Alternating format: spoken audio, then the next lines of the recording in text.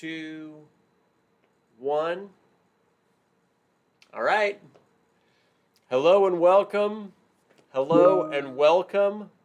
Thank you all so much for being here. Welcome to another episode of the Empowered Immigrant Live. I'm your host, Otis Landerholm. I'm so happy to be with you here today. I'm the founding attorney here at Landerholm Immigration A.P.C., where we fight for your American dream.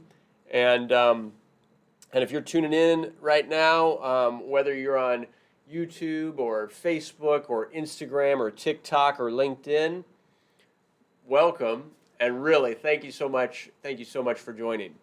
So today our theme is money, taxes, and immigration. It's tax season, and and I think that there was a bank failure this week. Silicon Valley Bank went under this week. You may have seen that in the news. And I just wanted to talk about this topic, money, taxes, and immigration. So thank you for tuning in, and I really appreciate it. Remember that the Empowered Immigrant Live is here to train, teach, inspire, and empower immigrants to make the most out of immigration laws and to make the most out of their lives. All right? So yes, today our theme is money, taxes, and immigration. And my question for everybody always is, hey, do you want to get a green card? Do you want to come out of the shadows? Do you want to apply for immigration options or benefits? Do you want to at least know what your options are, either now or in the future, to be able to do that? Because if so, hey, go for it, right? Go for it. And I'd love to help you with any of that. My firm is on a mission to win 10,000 immigration cases in the next 10 years, and we would love for your case to be one of them. Okay? And so as always, I'll start with an empowerment tip, then we'll get into the law, and at the end, I'll open it up for any questions. If you've got any questions that I can answer, send them my way. I'd love to do the best that I can to answer them thoroughly, and I'll do it here live. All right? It is the 16th of March.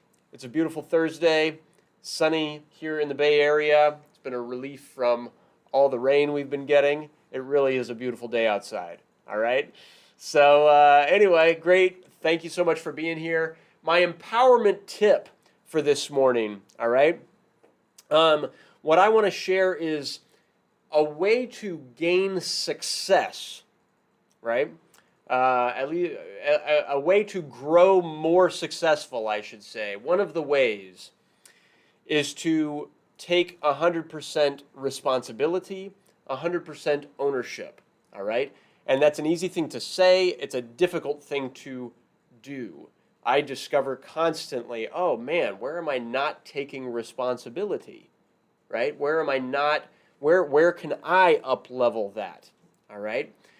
And so part of that, it's like don't blame the laws, don't blame the immigration service, don't blame the president, don't blame your lawyer, don't blame your judge, don't blame your parents or your spouse or anyone outside yourself for your own success, like your own happiness, your own health, your own well-being. You are responsible for that. Like each of us, we are responsible for our thoughts, for our decisions, and for our actions. And it's our actions that produce our results. And when we view it that way, it's like, oh, okay, for things to change for me, what needs to happen, everybody? For things to change for me, for my results to change for me, I've got to change. All right? And if you think about it from that perspective, and if you take that on, all of a sudden the sky really is the limit. Because it's like, okay, where can we change our thinking? How can I change my thinking? How can I change my decisions? How can I change my actions? Because if I change those things, my results will change. Okay? So I wanted to share that. I hope it's useful. I hope it's helpful. Let me know in the comments if you take something out of that. And, and let me know in the comments if you don't. Heck, that's fine too, right? And so thank you for being here. Hope you're tuning in right now. And if you are tuning in right now, welcome to the Empowered Immigrant Live. I'm your host, Otis Landerholm. Really happy to be here. So, okay, well, let's get into the topic. Today we're talking about money, taxes, and immigration. Okay? So the basics are that when you apply for a family-based green card, okay, your petitioner, your U.S. citizen spouse, for example, or your U.S. citizen child, or whoever it is who's filing that petition, will need to show that they make a certain amount of money or that they have a certain amount of assets. All right? Now, that amount, in the vast majority of cases, is, quote-unquote, 125% of the federal poverty guidelines for that year. All right? So, for example, for year 2023, I was looking it up right now, for a family of two, the actual number is $24,650 for a family of two. For a family of three, it's $31,075 for the year. All right? And for a family of four, it's $37,500 for a family of four for the year, fiscal year 2023. Just so you know. Right? And so what you got to do if you're the petitioner is you've got to show that your current annual income is that level or above. Okay? And,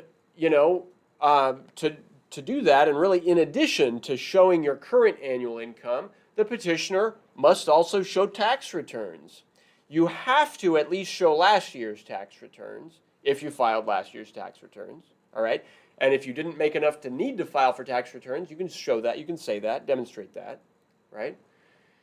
And the best advice, because it says so in the forms, is to submit the last 3 years of tax returns along with your I-864, which is your immigration affidavit of support, okay? So what I'll say is some questions that I often get about this, all right? It's like, but lawyer, wait. What if I don't have 3 years of tax returns? And the answer there is, okay, if you didn't make enough money in one of those years that you didn't even need to file, say you were a student, or say you didn't have your own income for one of those years or whatever, that is okay, all right? The legal standard is current annual income. So if you're working as of today and going forward, but you didn't work at all last year, so you don't have to pay taxes for last year, like you would have to show that, and you'd have to explain that in the sponsorship, but that legally could work, okay? Oh, but lawyer, what if I simply don't make enough at all? I don't have income right now, or I don't make enough income right now at all, but I own a home. Could that work? So yes, that can work too. And so, equity, ownership of assets, right? For example, in a house can count. But the formula, like the rule of thumb for equity cases or ownership of, stocks or whatever, if you own something like that, is that you take the ownership amount, the equity amount, and you divide it by 5, 1/5 of it. And if that amount gets you above the poverty guideline, like above $37,500 of equity for a family of 4, if it gets your income above that mark, then you should be okay. Okay? And that formula is a little bit nuanced. It's more nuanced than what I just described. So if you're in that situation, talk with your lawyer, talk with your legal team, and we can help you, make sure whether or not you alone can qualify as the sponsor as the petitioner for your immigrant beneficiary going through a green card process. Got it? But lawyer, what if I don't make enough and I don't have assets? Okay. So in that situation, also, no problem, you can ask for a joint sponsor to help you out. And that person has to have a green card or citizenship, and that person will need to sign an affidavit of support as well, okay? And they'll need to share their taxes, and they'll need to show their current annual income. And as long as they do, and as long as they meet the income requirements that I mentioned before, then you should be okay. Okay? So I wanted to say that. You know, taxes and income and things like that come up in other contexts too. All right? That's the main way it comes up in the green card application context. But in the citizenship context, it comes up a little bit, because when you're applying for citizenship, you have to show that you're a quote-unquote person of good moral character. And part of that, it's like filing your taxes helps towards that. And if you are avoiding taxes, or if you haven't paid your taxes that you were legally supposed to pay, that can cause a problem for the good moral character analysis, okay? And sometimes that comes up, right? Somebody, you know, was hit with a tax liability.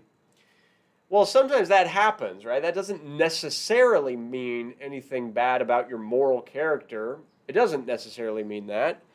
But the thing that the IRS wants to make sure is that you have a payment plan that is in agreement with the IRS to pay back any back taxes, and you're paying them. You're being good on your obligations. And so, anyway, if you're in a situation like that, don't panic. Talk it over with your immigration lawyer. We can help you navigate that type of situation if you're applying for citizenship, but you've got that type of situation. Okay? The last context that I want to just share, and then I'll open it up to any questions that are out there, is, you know, in applications, there are certain applications where there's a requirement to show or to prove a certain number of years of continuous physical presence in the United States. And taxes sometimes can be evidence towards demonstrating that. All right? They can at least show that you had a certain level of income and which employer, you know, that income was derived from. So like the W-2 form on taxes can help show that you had physical presence when you were working in that organization during that year. All right? So what am I talking about? For example, in a cancellation of removal application, one of the requirements is we've got to show continuous physical presence for the last 10 years. And so there it's like, okay, we like to show tax returns and evidence that you've been paying your taxes for the last 10 years if you have them. It helps be it's a piece of evidence that can help the judge make a positive decision in your case. Okay?